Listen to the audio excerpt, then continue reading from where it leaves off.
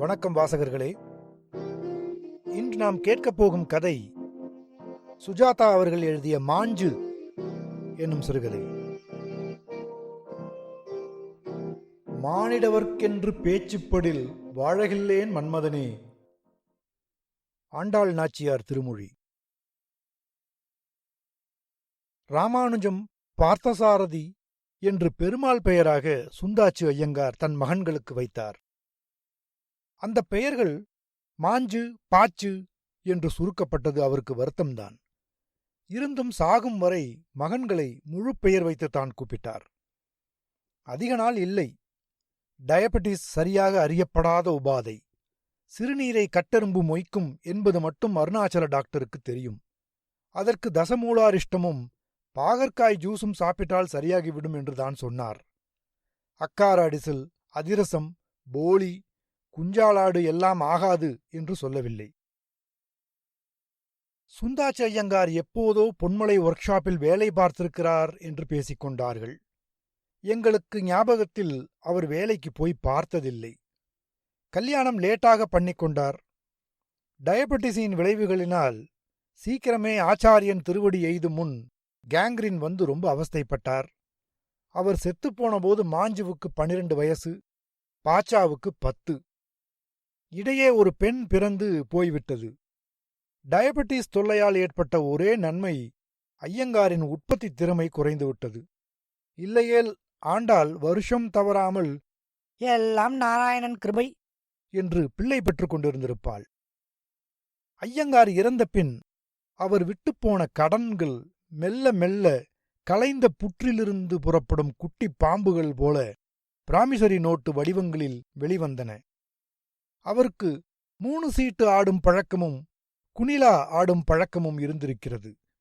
வீணை பாலையையங்கார் வீட்டு மாடியில் ஜமக்காலம் போட்டு பன்னீர் புகையிலையும் வெற்றிலை செல்லமும் வேளாவேளைக்கு வெள்ளி டம்ளரில் டிகிரி காப்பியும் என்று நாள் பூரா சீட்டாடி சொத்தை ஒழித்தார். எப்போதாவது 3ம் ஜாக்கியோ ஆசோ வந்தால் சட்டென்ற தலையில் முண்டாசு கட்டிக்கொண்டு இப்ப வாங்கடா வல்லார ஒளிங்களா என்று சவால் விடும்போது அவனவன் சுந்தாச்சுவுக்கு பெரிய சீட்டு வந்துடுத்து என்று உடனே ஸ்கூட் பண்ணி விடுவார்கள். போக்கர் ஃபேஸ் வேண்டும் என்பது ஐயங்காருக்கு தெரியவில்லை. ரேசிலும் சீட்டிலும் கொஞ்சம் கொஞ்சமாக சகலமும் இழந்தார்.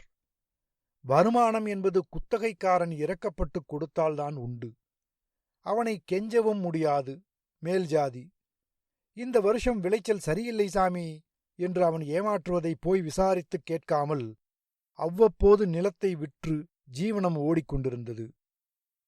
சுந்தரராஜ ஐயங்கார் போன்றவர்கள் ஃபியூடல் அமைப்பின் கடைசி பிரதிநிதிகள்.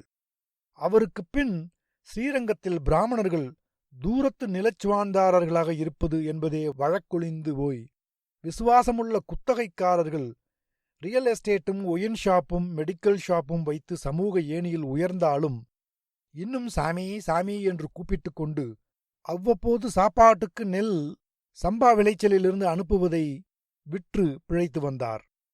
அடுத்த தலைமுறைக்கு படிப்புதான் சொத்து என்னும் உண்மை உதயமாவதற்குள் இந்த தலைமுறை சீரழிந்து விட்டது. நிறைய கடன் வாங்கியிருந்தார்.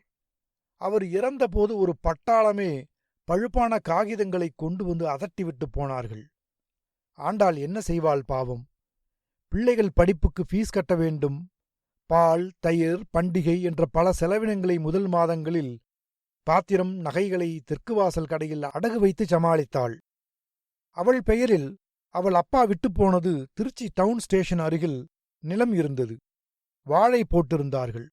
அது லிட்டிகேஷனில் இருந்ததால் ஐயங்கார் அதை விற்கவில்லை.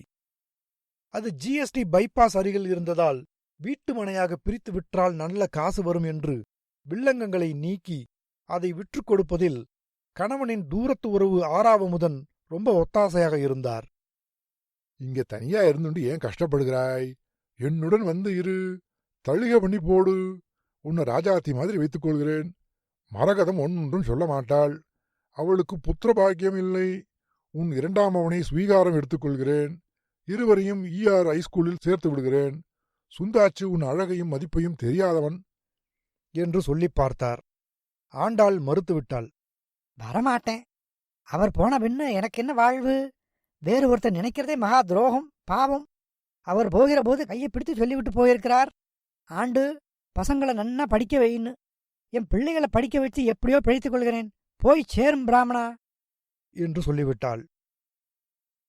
ஆண்டாளின் அழகான தோற்றம் அவளுக்கு இடைஞ்சலாக இருந்தது. கணவன் இல்லாதபோது வந்து பார்க்கிறவர்களின் பார்வைகள் தப்பான இடத்தில் நிலைக்கும் லேசான அத்துமீறல்கள் அவளை தொந்தரவு செய்தன. தென்கலையாரில் விதவையானால் மொட்டையடிக்கும் வழக்கம் கிடையாது. நெற்றியில் ஸ்ரீசூர்ணம் இட்டுக்கொள்ளலாம், கலர்புடவையும் உடுத்திக் கொள்ளலாம். மானுடவர்க்கென்று பேச்சுப்படில் வாழகில்லேன் என்று நிஜ ஆண்டாள் போல தன் அழகை மறைத்துக் கொள்ளும் நோக்கத்தில் மெல்ல மெல்ல காவிக் கலரில் புடவையும் முழங்கை வரை கழுத்து வரை தொளதொள ரவிக்கையும் அணிந்தாள். வைரத்தோடை விற்றுவிட்டு சிவப்புக்கல்லில் எண்ணெய் இறங்கிய சமாச்சாரம் ஒன்று காது மூலியாக இருக்கக்கூடாதே என்று அணிந்து கொண்டாள். தலை பின்னுவதைத் தவிர்த்து ஒரு மாதிரி பின்பக்கத்தில் முடிந்து கொண்டாள். கண்ணாடி பார்ப்பதையே தவிர்த்தாள். தன்னை கவர்ச்சியற்றவளாக பண்ணிக்கொள்ள அத்தனையும் செய்தாள். வீட்டுக்கு முனிசிபாலிட்டி நோட்டீஸ் கொடுக்கவோ, கிணற்றுக்கு தூர்வாரவோ, கோயில் பிரசாதம் தரவோ, SMESE பில் தரவோ யாராவது ஆண் பிள்ளைகள் வந்தால் மாரை பார்க்கிறார்கள், தொட்டு பேசுகிறார்கள் என்று மாஞ்சு மூலம்தான் பதில் சொல்வாள். ஆறாவது மாசாமாசம் வந்து விசாரித்து விட்டு போவார். பிடிகொடுத்தே பேச மாட்டாள். பிள்ளைகள் இருவரில் மாஞ்சுவுக்கு படிப்பு வரவில்லை, தகப்பனை கொண்டு விட்டான் போலும். 8ஆம் வகுப்பில் 2 வருஷம் இருந்தான். தத்தி தத்தி 9ஆம் வகுப்புக்கு போகும் முன் அவனுக்கு டைபாய்டு ஜுரம் வந்துவிட்டது. நிறைய செலவழித்து கோட்டைக்குப் போய் ஒரு நாள் விட்டு ஒரு நாள் ஊசி போட்டுக் கொள்ள வேண்டியதாகியிருந்தது. பள்ளி பாடங்களை தவறவிட்டான். அடுத்தவன் அவனை ஓவர்டேக் பண்ணிவிட்டான். ஒரே கிளாஸ், ஒரே செக்ஷனுக்கு வந்துவிட்டான். பாச்சு ரொம்ப நன்றாக படித்தான். பள்ளியில் உள்ள அத்தனை ஸ்காலர்ஷிப்களையும் பெற்றான். அவன் படிப்புக்கு ஆண்டாள் ஒரு காசு செலவழிக்கவில்லை. மாறாக பள்ளியில் இருக்கும்போதே இவனுக்கு வந்த உதவித் தொகைகள் வீட்டுச் செலவுக்கு பயன்பட்டன.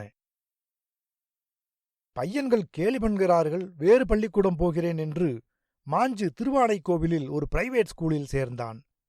அங்கேயும் சரியாக படிக்கவில்லை. ஒருமுறை அவனை தன் தங்கையிடம் நீ வளர்த்துக்கொள் என்று காட்டு மன்னார்குடிக்கு அனுப்பி பார்த்தாள் ஆண்டாள்.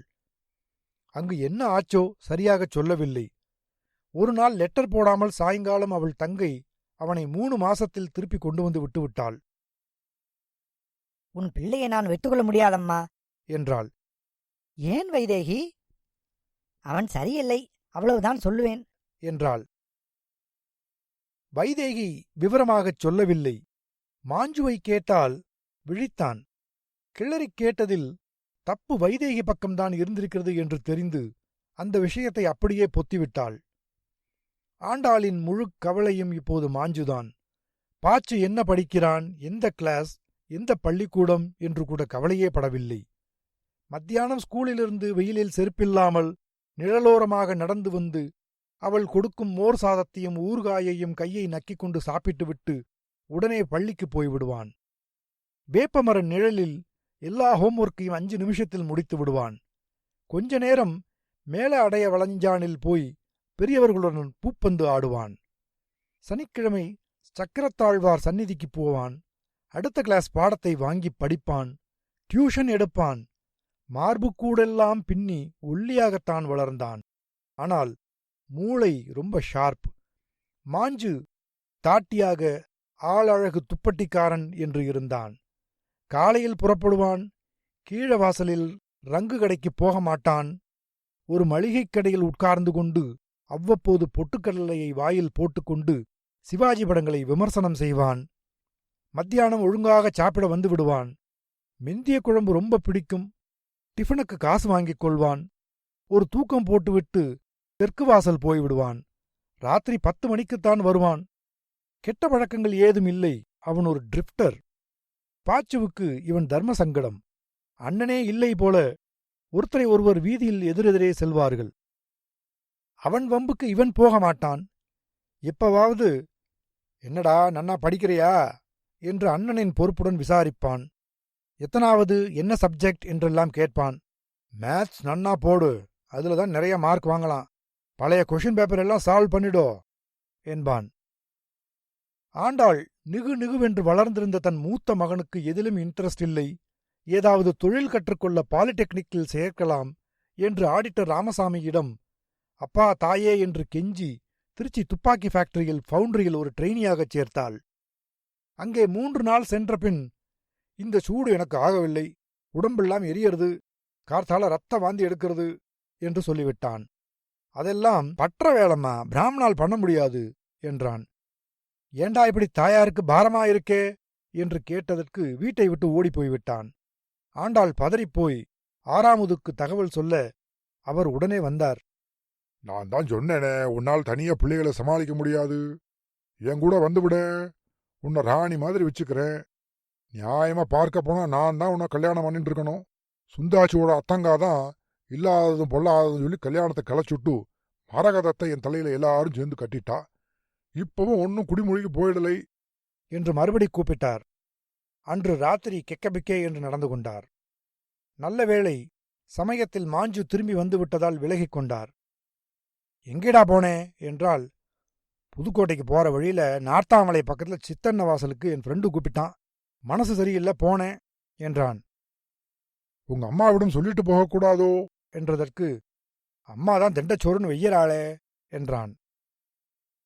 எப்படா வஞ்சேன் என்று பாச்சுவை கேட்டதில் அவன், எனக்கு தெரியாது, பசிக்கிறது ஏதாவது கொடு என்றான். மாஞ்சு, ஆறாமது மாமா எல்லாம் எதுக்கு கிட்ட சேர்க்கிற, இந்த ஆளை முதல்ல துரத்து என்றான். அவர் மார்பில் காயத்துடன் புறப்பட்டார். மாஞ்சு பழையபடி ஆகிவிட்டான். அவனை ஏதும் கேட்காதேமா என்று பாச்சு சொல்லிவிட்டான். அவளும் அப்படியே தீர்மானித்தாள்.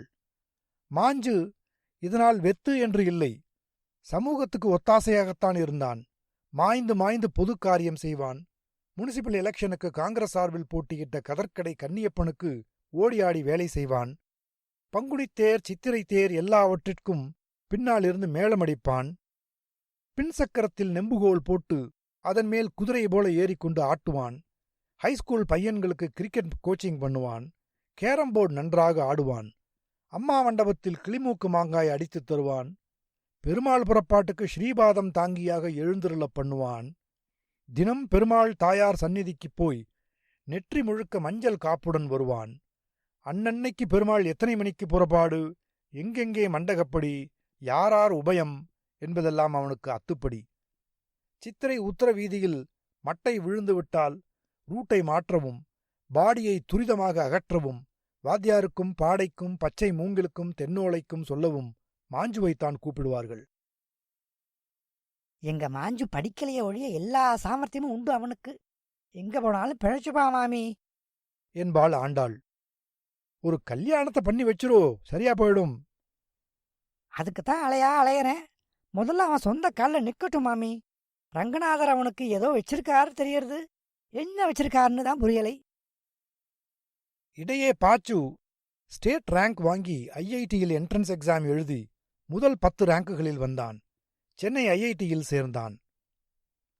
மாஞ்சு எப்போதும் போல் கீழவாசல் கடையில் இப்போது கமலஹாசன் படங்களை விமர்சித்துக் கொண்டிருந்தான்.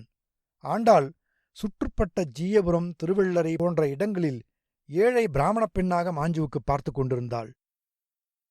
அவன் ஜாதகத்தில் தோஷம் இருந்தது. அதற்காக திருநள்ளாறு போய் வந்தாள். சக்கரத்தாழ்வாருக்கு விளக்கேற்றினாள். சீர் சினத்து ஏதும் வேண்டாம்மா. பொண்ணு அவனுக்கு பாந்தமா இருந்தா போரும். ரொம்ப படிச்சிருக்க வேண்டாம். தம்பிக்காரனுக்கு இப்பவே டெல்லி, கல்கத்தா, அமெரிக்கான்னு ஜாதகமா வந்து குமியறது. பெரியவனுக்கு பண்ணிட்டு தானே சின்னவனுக்கு பண்ணணும் என்றாள். ஏமா கவலைப்படுற, எனக்கு வேலை வரல. எப்படா வரும்? 50 வயசான அப்புறமா வரும் வரும், எனக்காக ஒருத்தி பிறந்திருக்கா. அவ எங்க இருக்கான்னு தான் தெரியலை, கண்டுபிடி. பாச்சு ஐஐடி முடித்த கையோடு எம்எஸ் படிக்க ஹார்வர்டுக்கு போய்விட்டான். அவனுக்கு ஸ்டான்ஃபோர்டு, பர்ட்யூ உள்பட 8 இடத்தில் அட்மிஷன் அசிஸ்டன்ட்ஷிப்புடன் கிடைத்தது. இதுதான் இருக்கிறதுக்குள்ளே பெஸ்ட்னு போயிருக்காங்க என்று மாஞ்சு பெருமையாகச் சொல்லிக் கொண்டான். மாஞ்சுவுக்கு வயது 30ஐ தாண்டிவிட்டது. எனக்கு ஏமா அவசரப்படுற, நிறைய வரன் வருதுன்னா அவனுக்கு முன்னால கல்யாணம் பண்ணிடு, எனக்கு ஆட்சேபனையே இல்லை என்றான். உறவுக்காரெல்லாம் சொல்லி காட்டுவாளேடா. அவ என்ன வேணா சொல்லிட்டு போகட்டும், நான் ஏதும் சொல்லலையே, எதுக்கு கவலை? என் ஜாதகத்தின்படி 7.5 நாட்டு சனி விலகினாத்தான் கல்யாணம் ஆகும்னு புஜ்ஜி சாஸ்திரி சொல்லியிருக்கார். இதனிடையில் பாச்சு தன் படிப்பை முடித்துவிட்டு 7-8 கம்பெனிகள் அவனுக்கு படித்துக் கொண்டிருக்கும் போதே வேலை கொடுக்க முன்வர, பாச்சூஸ் அல்காரிதம் என்று கர்மார்க்கர் போல லீனியர் புரோகிராமிங்கில் வேகமாக இயங்கக்கூடிய வழிமுறையை கண்டுபிடித்து பேட்டன்ட்டை எடுத்தான். IBM, HP, Alcatel, Oracle, Microsoft போன்ற பெரிய கம்பெனிகள் அவனை அழைத்தன. இன்டர்வியூவுக்கு அவன் இருக்கும் இடத்திற்கு HRD மேனேஜரை அனுப்பினார்கள். கிரீன் கார்டுக்கும் மனு கொடுத்து விட்டான். அது வருவதற்குள் ஒரு பெண்ணை கல்யாணம் செய்து கொள்ள வேண்டியது விசா விதிகளின்படி தேவையாயிற்று. மாஞ்சுவுக்கு ஃபோன் பண்ணி, அம்மா கிட்ட சொல்லு, 15 நாள் லீவ்ல வருவேன், 2 அல்லது 3 பெண் பார்த்து வைக்க சொல்லு. ஜாஸ்தி வேண்டாம், கன்ஃபியூஸ் ஆயிடுவேன். எனக்கு இந்த ஊர் பொண்ணுகள் வேண்டாம். ஒவ்வொருத்தையும் 3 பாய் ஃப்ரெண்டு, கல்யாணத்துக்கு முன்னால செக்ஸ்னு கேட்கவே நன்னா இல்லை. அம்மா மாதிரி ஒரு பெண் வேணும்னு சொல்லு என்றான். மாஞ்சு பாச்சுவின் ஜாதகத்தை சரியாக கணித்து காப்பி எடுத்து மங்கையர் மலர் ஹிந்துவில் விளம்பரம் கொடுத்து போட்டோ அனுப்பி எல்லா ஏற்பாடுகளும் செய்தான். ஜாதகங்கள் வந்து குவிந்தன. இறுதியில் ஹேமலதா என்கிற லதா பாச்சுவுக்கு பொருத்தமாக இருப்பாள் என்றான். அவள் அப்பா சக்கரவர்த்தி என்று BHLல் DGM, நல்ல சுயமாச்சாரியாள். போபாலிலும் டில்லியிலும் வளர்ந்த பெண். அவர்களும் தென்களை. ஜாதகம் நன்றாக பொருந்தியது. அழகான பெண். முக்கியமாக அசப்பில் பார்த்தால் சின்ன வயசில் ஆண்டாள் ரத்னா ஸ்டுடியோவில் எடுத்த போட்டோ போலவே இருந்தாள். பாச்சு மாஞ்சுவிடம், அண்ணா நீ ஓகேனா எனக்கும் ஓகே தான், உங்களை எல்லாம் அமெரிக்காவுக்கு கூட்டிட்டு போக போறேன் என்றான். பாச்சுவின் பெயர் இங்கிலீஷ் கல்யாண பத்திரிகையில் பார்த்தி சந்தா என்று போட்டிருந்தது. திருச்சி தென்னூரில் புதிதாக கட்டிய பெரிய கல்யாண மண்டபத்தில் முதல் கல்யாணமாக பாட்டு கச்சேரி எல்லாம் வைத்து விமரிசையாக நடந்தது. பார்த்தவர்கள் எல்லாம் என்ன அழகான ஜோடி பொருத்தம் என வியந்தார்கள். சக்கரவர்த்தியும் பாச்சுவும் சூட் போட்டுக்கொண்டு அப்படி குழாவினார்கள். ராத்திரி டம்ளரில் ஒயின் சாப்பிட்டார்கள். பெண்கள் குஜராத்தி கட்டு கட்டிக்கொண்டு தாண்டியா கோலாட்டம் போட்டார்கள். ஆண்டாளுக்கு சிரிப்பாக வந்தது. மாஞ்சு டின்னரின் போது கரை வேஷ்டியை உயர்த்தி கட்டிக்கொண்டு ஷிரோட்டிக்கு பாதாம் பால் விசாரித்துக் கொண்டிருந்தான். ஓடி ஆடி எல்லா கெஸ்டுகளையும் கவனித்தான். பாச்சு அமெரிக்கா போனதில் சதை போட்டு நன்றாக தேறியிருந்தான். ஆண்டாள் புதுமண தம்பதிகளை வாழ்த்தும்போது கண்ணில் தண்ணீர் பெருகியது. அம்மா அம்மா ஸ்டாப் இட் அம்மா, நான் மாஞ்சுவுக்கு ஒரு பிரைடை ஏற்பாடு பண்ணுகிறேன், ஓகே என்றான் பாச்சு. கேம்கார்டரில் நிறைய வீடியோ எடுத்தார்கள். பாச்சுவின் மாமியாரே இளமையாக இருந்தாள். ஆண்டாள் ஒரு நாளைக்கு அரக்கு கலரில் பட்டுப்புடவை உடுத்தியிருந்ததை ஆறாமுது கண்கொட்டாமல் பார்த்து கொண்டிருந்தார். பாச்சுவின் மாமியார், கவலைப்படாதீங்க மாப்பிள்ள, உங்க பிரதருக்கு தை மாசத்துக்குள் நல்ல ஐயங்கார் பொண்ணை பார்த்து வைக்க வேண்டியது என் பொறுப்பு. ஏண்டி, நம்ம கோமலா பொண்ணுக்கு என்ன வயசு என்றாள். ஆண்டாளும், ஜானகி, உன்னைத்தான் நம்பியிருக்கேன். என் பிள்ளைய படிக்க வச்சேனே ஒழிய எனக்கு ஒரு சாமர்த்தியமும் கிடையாது என்றாள். கல்யாணமான ஒரு வாரம் பெங்களூர், ஊட்டி என்று சுற்றிவிட்டு அடுத்த வாரமே லதாவை டூரிஸ்ட் விசாவில் அமெரிக்கா அழைத்துச் சென்று விட்டான். மிஸ் ஆகத்தான் அவள் சென்றாள். லதா மாமியார் வீட்டில் ஒரு நாள்தான் இருந்தாள். ஃபேன் இல்லையா என்று அங்கலாய்த்தாள். தெற்கு வாசலுக்கு போய் மாஞ்சு ஒரு ஃபேன் வாடகைக்கு எடுத்து வந்தான். பாச்சு அமெரிக்கா போய் இன்னொரு கல்யாணம் செய்ய வேண்டும் என்பதெல்லாம் ஆண்டாளுக்கோ மாஞ்சுவுக்கோ புரியவில்லை. மாஞ்சு இப்போது லேசாக சிரித்து மழுப்பும் வழக்கத்தை கொண்டிருந்தான். மாஞ்சு, எப்படா கல்யாணம்? தம்பிக்கே ஆயிடுத்து, உனக்கு எப்படா? சிரிப்பு. யாரையாவது பார்த்து வச்சிருக்கியா? சொல்லிடு. சிரிப்பு. கிராப்பை முன்னால் சிரைத்து பின்னால் குடுமியை அதிகரித்து தாடி போல ஒரு சமாச்சாரம் வளர்க்க ஆரம்பித்தான். திருமண் இட்டுக்கொள்ள ஆரம்பித்தான். பாச்சு அம்மாவை அமெரிக்காவுக்கு கூப்பிட்டான். அங்க இப்ப வந்தா பிரயோஜனம் இல்ல. ஒரு நல்ல செய்தியா சொல்லு, வந்துடுறேன். உங்க அண்ணனுக்கு ஒரு கால் கட்ட போடணுமே, எப்படி அவனை தனியா விட்டுட்டு வர்றது? நீ போயிட்டு வாமா, நான் சந்திரா லாட்ஜில் சாப்பிட்டுக்கிறேன். இல்லைடா, அடுத்து உன் கல்யாணம் தான். இப்பவே ரொம்ப தள்ளி போயிடுத்தே. மாஞ்சுவுக்கு கடைசியில் ஒரு நல்ல வரன் வந்தது. அலமேலு பாச்சு கல்யாணத்தின் போது சமையலுக்கு ஒத்தாசையாய் கரிகாய் நறுக்கிக் கொண்டிருந்தாள். பெண் பளிச்சென்று இருப்பதை ஆண்டாள் பார்த்திருந்தாள். வயது 22, செவ்வாய் தோஷ ஜாதகம். பரவாயில்லை. ஆனால் வயசு வித்தியாசம் ரொம்ப இருக்கிறதே என்று கேட்க தயங்கினாள். பெண் வீட்டார் இதை கேள்விப்பட்டு, இருந்தா என்ன, பையனுக்கு வயசே தெரியலையே, உங்க ஆத்துல சம்பந்தம் வச்சுக்க நாங்க கொடுத்து வச்சிருக்கணும் என்றார்கள். அவர்கள் ஏழை. அவர் சரக்கு மாஸ்டர். மனைவி கல்யாணங்களுக்கு கரிகாய் நறுக்குபவள், அப்பளம் இடுபவள். அளமேலு 6 பெண்களில் மூத்தவள். மாஞ்சுவ பாத்தியாடி, பண்ணிக்கிறியா என்று கேட்டதில் உடனே சம்மதித்து விட்டாள்.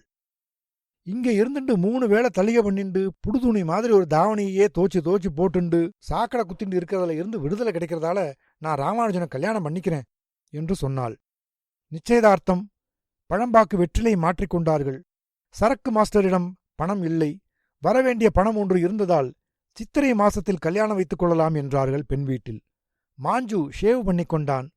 பாச்சுவுக்கு கலெக்ட் கால் போட்டு பேசியதில், பணத்தை பற்றி பிரச்சனையே வேண்டாம்மா, நாமளே செலவழிக்கலாம், நான் நிறையவே சம்பாதிக்கிறேன், $6000 எனக்கு பெருசே இல்ல, அவளை இதுக்காக தள்ளி போட சொல்லாத, சட்டுப்புட்டுன்னு முடிச்சிரு என்றான். கடைசியாக மாஞ்சுவுக்கு கல்யாணம் என்று தேர்முட்டி தள்ளி கூட தெருவே பேசிக்கொண்டது. எல்லோரும் வந்து சந்தோஷமாக ஆண்டாளை விசாரித்தார்கள்.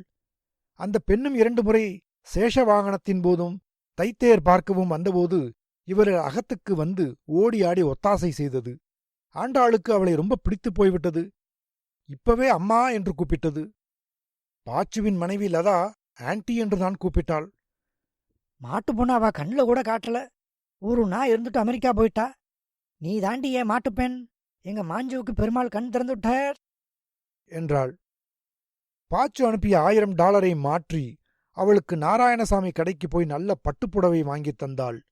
திருமாங்கல்யம், தோடு, நெக்லஸ் போடுவதாகச் சொன்னாள். மாஞ்சுவும் ஒருமுறை அவர்கள் வீட்டுக்குப் போய் கன்றுக்குட்டியிலிருந்து எல்லாரையும் விசாரித்துவிட்டு வந்தான்.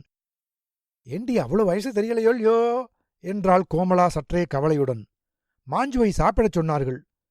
தயக்கமில்லாமல் பிகு பண்ணாமல் உட்கார்ந்து சம்பிரமமாக 2 தடவை சாத்தமுது கேட்டு வாங்கி உறிஞ்சி சாப்பிட்டு விட்டு வந்தான். ஏண்டா கல்யாணம் ஆகிறதுக்கு முன்னாடி வாரத்தில் சாப்பிட்ட என்றாள் ஆண்டாள். அதான் நிச்சயம் ஆயிடுத்தேம்மா. ஏன்? சம்பந்தம் முடியறதுக்கு முன்னாடி சாப்பிடக்கூடாதும்பா. பரவாயில்லம்மா, அதெல்லாம் யார் பாக்கறா? அடுத்த முறை போனபோது பட்டும் படாமலும் பேசினார்கள். பரீட்சை எழுதி முடியட்டும் மாமி, அவசரம் என்ன, கிணத்து ஜலத்தை வெள்ளமா கொண்டு போயிடும் என்றார்கள். என்ன பரீட்சை என்றால் சரியாகச் சொல்லவில்லை. அதன்பின் அவர்கள் வேறு பெரிய இடம் பார்ப்பதாக அம்புலு வந்து சொன்னாள். அங்கே போய் விசாரித்ததில், வயசு வித்தியாசம் ஜாஸ்தியாயிருக்கேன்னு எல்லாரும் சொல்றா மாமி, யோசிக்கணும். பேட்டவாத்துல ஜோஷியருக்கு கடுதாசு போட்டிருக்கோம், பதில் வந்ததும் சொல்லிடுறோம், நீங்க வாங்கி கொடுத்த புடவை பிரிக்காம அப்படியே இருக்கு என்றாள். இதை மாஞ்சுவிடம் சொல்லத் தயங்கினாள் ஆண்டாள். என்ன இவனுக்கு இப்படி அஷ்டான்யமாவே இருக்கு என்று வேதனைப்பட்டாள். பள்ளி உற்சவத்தின் போது அந்த பெண்ணும் அவள் தங்கைகளும் கோமலாவும் வீதியோடு போனார்கள். இந்த பக்கம் திரும்பக்கூட இல்லை. மாஞ்சு புரிந்து கொண்டு விட்டான். கவலைப்படாதேம்மா, இவ இல்லைன்னா வேற பொண்ணு என்றான். அவன் குரலில் விரக்தி இருந்தது. எப்படியும் அந்த பெண்ணுக்கும் அமெரிக்காவிலேருந்து ஒரு பையன் வந்து உடனே கல்யாணம் பண்ணிக்கிறேன்னு சொல்லியிருக்கானா, உங்க ஆத்து பாச்சாதான் அட்ரஸ் கொடுத்தானா என்றாள் அம்புலு. அதான் அவ பட்டும் படாம பேசுறா என்றான். அதன்பின் அந்த பெண்ணின் கல்யாண கடுதாசி தபாலில் ஸ்டாம்பு குறைச்சலாக ஒட்டி வந்தது.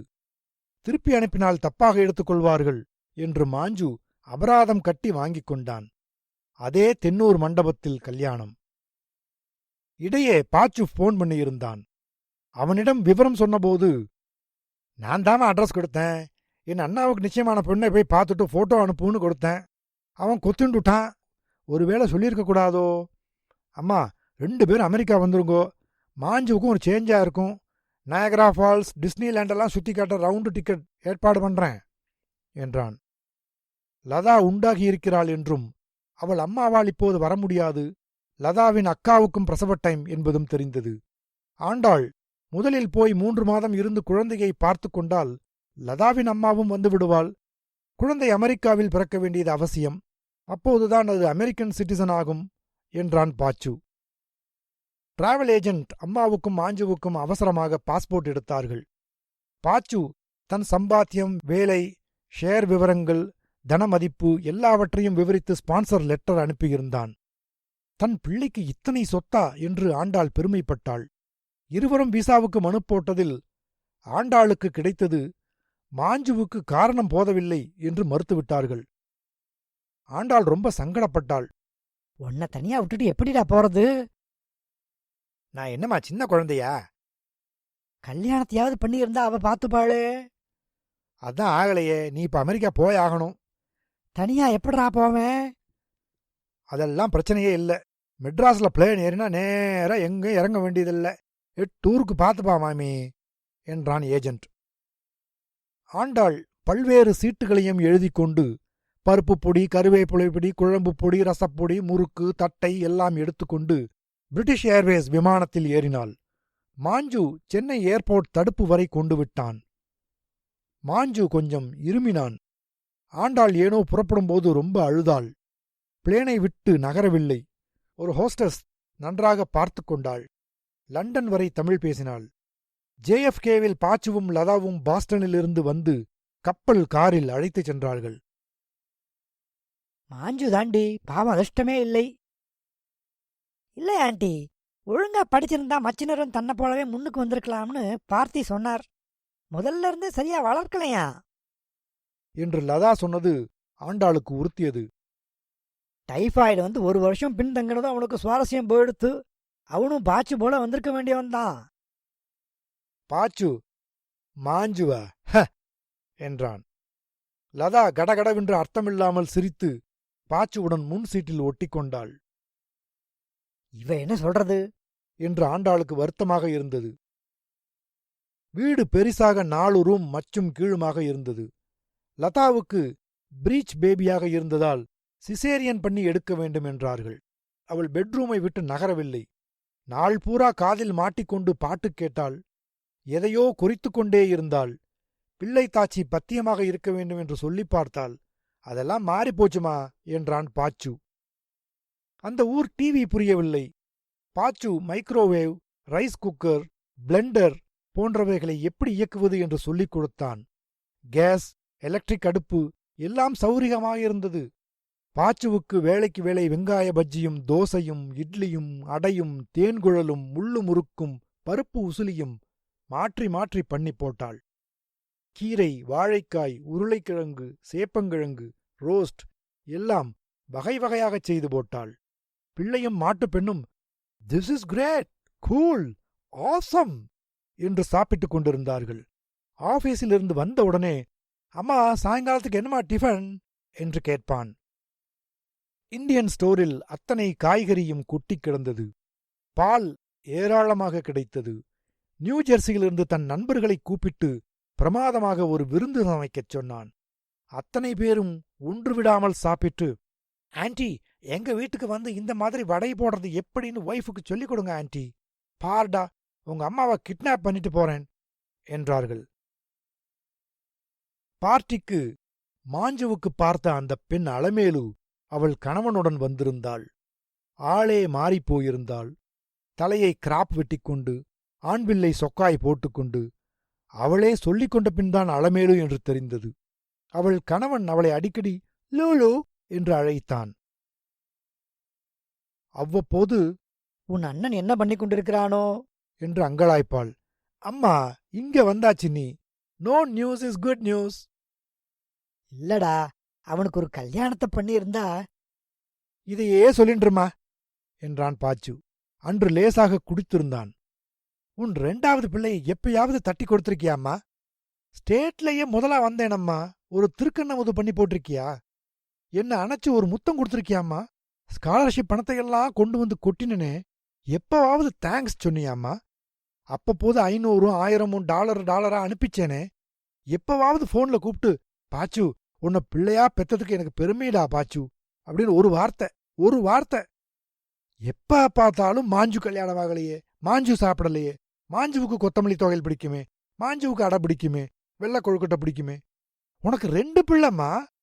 ஒரு 2வது பிள்ளையோட அல்காரி தான் இப்ப உலகமே யூஸ் பண்றது தெரியுமா? ஆண்டாள் கொஞ்ச நேரம் மௌனமாக இருந்தாள். லதா தன் கை நகங்களுக்கு பாலிஷ் பூசிக் கொண்டிருந்தாள். பாச்சு, நீ மாறி போயிட்டடா என்றாள். பாச்சு அப்புறம் அவள் ரூமுக்கு வந்து விளக்கை போட்டான். ஆண்டாள் படுக்கையில் உட்கார்ந்து அழுது கொண்டிருந்தாள். அணைத்துக் கொண்டு, ஐ ஆம் சாரிமா, நான் அப்படி பேசியிருக்க கூடாது என்றான். அவனிடம் சாராய வாசனையும் சிகரெட் வாசனையும் இருந்தது. பாச்சுவுக்கு ஆண் குழந்தை பிறந்து 3வது நாள் அனுப்பிவிட்டார்கள். ஏகப்பட்ட துணிகளில் சுற்றி குழந்தை வீட்டுக்கு வந்தது. அதற்கென்று தனியாக ஒரு அறையை நீலக் கலரில் பேப்பர் ஒட்டி மிக்கி மவுஸ் பொம்மைகளெல்லாம் இட்டு தொட்டிலில் ஜில்ஜிலாப்பு தொங்கவிட்டு குழந்தை கையை காலை உதைத்துக் கொள்வதை பார்த்து மகிழ்ந்து, இப்பவே பாருடா, என்ன புத்திசாலி, அப்பா மாதிரி என்றாள் ஆண்டாள். பெரியப்பா மாதிரி இல்லாட்டா சரி என்றாள் லதா. அவனை உனக்கு என்னடி தெரியும்? என்ன தெரியும் அவனை பத்தி? என்று கேட்டுவிடத்தான் துடித்தாள்.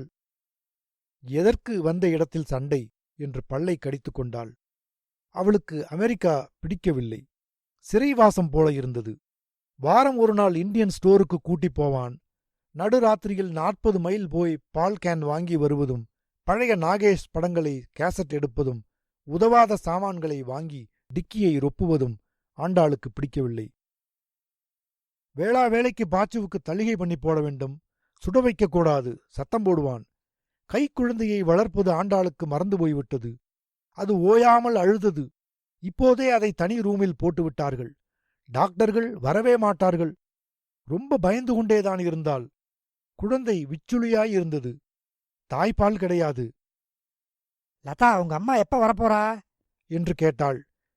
இன்னும் 2 மாசம் ஆகும் ஆண்டி. இல்ல, நான் மாஞ்சுவை தனியா விட்டுட்டு வந்திருக்கேன். உங்க அம்மாவோட பேசிப்பாரு, சீக்கிரம் வரட்டுமே. சாயங்காலம் பாச்சுவும் லதாவும் பேசிக் கொண்டிருந்தார்கள். பாச்சு பட்டென்று கதவை திறந்து, அம்மா, உனக்கு இங்க என்ன குறை? குறைன்னு இல்லடா, வந்து 6 மாசம் ஆச்சு. 4 மாசம். சோ வாட்டம்மா. எனக்கும் ஊருக்கு போகணும் போல இருக்கு.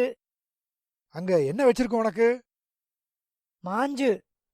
மாஞ்சு மாஞ்சு. மை காட், மாஞ்சுவுக்கு 40 வயசும்மா. 35. சரி, 35. அவனுக்கு இனிமே கல்யாணம் ஆகாது. எப்படி ஆகும்? நீதான் தம்பிக்காரனே களைச்சுட்டியே. வேற ஜாதகம் பார்த்து கொடுத்துட்டிய அலமேலுவுக்கு என்று வாய் தவறிச் சொல்லிவிட்டாள். பிழு பிழுவென்று பிடித்துக் கொண்டான். என்ன சொன்ன? நானா நானா என்று அவளை அடிப்பதற்கு கை ஓங்கினான். லதாதான் அவளை தடுத்தாள். அம்மா, நான் தெளிவா சொல்றேன். லதாவோட அம்மா வர்ற வரைக்கும் நீ இங்க இருந்துதான் ஆகணும். உன்னை பிளேன் சார்ஜ் கொடுத்து அழைச்சின்னு வந்திருக்கேன். ஒரு டிக்கெட் இந்தியன் ருபீஸ்ல என்ன விலை தெரியுமா? 70,000. நான் வேணா நிலத்தை வித்து கொடுத்துடுறேன்பா. அம்மா, ஏமா புரிய மாட்டேங்கிறது உனக்கு? இதற்குள் லதா, பாச்சு, நான் இன்னிக்கே அம்மாக்கு ஃபோன் போட்டுடுறேன். ஆன்ட்டி எங்க அம்மா கிட்ட பேசி எவ்வளவு சீக்கிரம் வர முடியுமோ வர சொல்றேன். பல்ல கடிச்சிட்டு 1 மாசம் இருங்கோ, போறோம். பாச்சு, அம்மா, நிஜமாவே சொல்லு, உனக்கு பேரன் பிறந்ததுல பெருமை இல்லையா? சுந்தர்ராஜன் பேர் வைக்கிறேம்மா. அப்பா பேரு ஞாபகம் இருக்கா? வேணும்னா ராமானுஜம்னு வைக்கிறேன். ஆண்டாள் மௌனமாக இருக்க, Pachu, it's no use. She will never understand என்றாள் லதா. ஆண்டாளுக்கு சங்கடம் பண்ணியது. இங்கு வந்து மாட்டிக்கொண்டு விட்டோம், என்னை விடவே மாட்டார்கள் என்று வயிற்றில் புளியை கரைத்தது. அடுத்த நாளே ஸ்ரீரங்கத்திலிருந்து ஆறாமுது போன் பண்ணியிருந்தார். மாஞ்சுவுக்கு உடம்பு சரியில்லை, தில்லை நகரில் அட்மிட் ஆகியிருக்கிறான் என்று. ஆண்டாள் பதறிப்போனாள். பாச்சுவை ஆபீஸில் கூப்பிட்டு சொல்லச் சொன்னாள். பாச்சு லேட்டாக வந்தான். அம்மா, இந்த ட்ரிக் எப்பம்மா கத்துண்டுட்ட? லெட்டர் எழுதி போட்டியா? என்னடா சொல்ற? இல்ல, மாஞ்சுக்கு உடம்பு எப்படிமா கரெக்டா மணி அடிச்சாப்ல வர்றது? நீ என்ன சொல்றன்னு புரியல பாச்சு. நீ வர வர நடந்துக்கிற விதம், உன் தாயார நீ மதிக்காததும் மனசை நோகடிக்கிறதும் நன்னாவே இல்ல. கொஞ்ச நாள் பிரிஞ்சிருந்தா 2 பேருக்கும் ஒருத்தரை ஒருத்தர் புரிஞ்சுக்க முடியும்னு தோன்றது. நான் ஊருக்கு போயிட்டு மாஞ்சுவுக்கு சரியான அப்புறம் வந்துடுறேன். வரவே வேண்டாம், அங்கேயே இரு. தாயார் சந்நிதி மண்டபத்தை எல்லாம் முதுகு தேய்ச்சுண்டு உண்டை கட்டி சாப்பிட்டுண்டு. லதாவின் அம்மாவும் வருவதாகச் சொல்லிவிட ஆண்டாளை மறுபடி பிளேன் ஏத்தி அனுப்பிவிட்டான். ஆண்டாளுக்கு சந்தோஷமாக இருந்தது. மாஞ்சுவுக்கு ஒன்றும் இல்லை, நான் இல்லாமல் ஏங்கி போயிருக்கிறான். நான் போய் 2 வேளை மெந்திய குழம்பும் சுட்ட அப்பளமும் பண்ணி போட்டாலே சரியா போய்விடும் என்றுதான் போனாள். மாஞ்சு இவள் போனபோது தில்லை நகர் தனியார் ஆஸ்பத்திரியில் கோமாவில் இருந்தான். அவன் மார்பை பிராண்டி மாஞ்சு முழிச்சு பாடுறா, அம்மா வந்திருக்கேன், கண்ணை திறடா. என்று சொல்லிப் பார்த்தாள். திறக்கவில்லை. மூச்சு விடுவதற்கு ரொம்ப சிரமப்பட்டான். ஆக்சிஜன் வைத்தார்கள். அவனுக்கு என்ன வியாதி என்று சரியாகச் சொல்ல மாட்டேன் என்றார்கள். கிண்ணி சரியில்லை, கிண்ணி சரியில்லை என்று சொன்னார்கள். நம் தேகத்தில் எங்கு கிண்ணி இருக்கிறது என்று ஆண்டாளுக்கு புரியவில்லை. அவர்கள் சொன்னது கிட்னியை. மாஞ்சு இவளை கண் திறந்து பார்க்காமலேயே இறந்து போய்விட்டான். ஸ்ரீரங்கத்துக்காரர்கள் அத்தனை பேரும் வந்திருந்தார்கள். பாச்சு உடனே பிளேன் பிடித்து ராக்ஃபோர்ட் பிடித்து 2 நாளில் வந்துவிட்டான். அதுவரை மாஞ்சுவை ஐஸ் பாளத்தில் வைத்திருந்தார்கள். நெற்றியில் பளிச்சென்று தென்களை திருமண் இட்டு, ஊதுபத்தி கொளுத்தி வைத்து, ஈ விரட்டி, பேருக்கு பேர் தவணை முறையில் அழுது. பாச்சு வந்தவுடனே எல்லா காரியங்களும் துரிதமாக நடந்தன. நடுக்கூடத்தில் கிடந்த உடலை தொப்பலாக நனைத்தார்கள். திருமங்கை மன்னன் படித்துறையில் அவன்தான் கொள்ளி போட்டான். முதலில் ஆண்டாளுக்கு மாஞ்சு போய்விட்டான் என்பது உரைக்கவில்லை. உரைத்தபோது ஒரே கேள்வியை திருப்பி திருப்பி கேட்டாள். எதுக்குடா ஜென்மம் எடுத்த? எதுக்குடா, எதுக்குடா? சுபசுபீகாரம் முடிந்ததும் பிரபந்த கோஷ்டி சொன்னார்கள். சரமஸ்லோகம் சொன்னார்கள். மாஞ்சு ஆச்சாரியனை அனுசரித்திருக்கிறான், நிச்சயம் சொர்க்கத்துக்குப் போவான் என்று சொன்னார்கள். பாச்சு அம்மாவை கட்டி அணைத்துக் கொண்டு அழுதான். மாஞ்சு மாதிரி ஒரு அண்ணன் கிடைக்க நான் கொடுத்து வச்சிருந்தேம்மா. சரியா படிக்காட்டாலும் எனக்கு பல விஷயங்களில் ஒரு அண்ணனா இருந்து கைடு பண்ணியிருக்காம்மா என்றான். மாஞ்சுவின் காரியங்கள் முடிந்த முன்பு பாச்சு புறப்படுமா என்றான். ஆண்டாள், எங்கே? அமெரிக்காவுக்கு, நம்மாத்துக்கு. இவனுக்கு மாசியம் சோதகும்பம் எல்லாம் ஆயிடட்டுமே. அதெல்லாம் அமெரிக்கால பண்ணிக்கலாம், நான் தானே பண்ண போறேன். மாஞ்சு இல்லாம நீ எப்படிமா தனியா இருப்ப? அம்மா, நான் பேசுனதெல்லாம் மறந்துடு.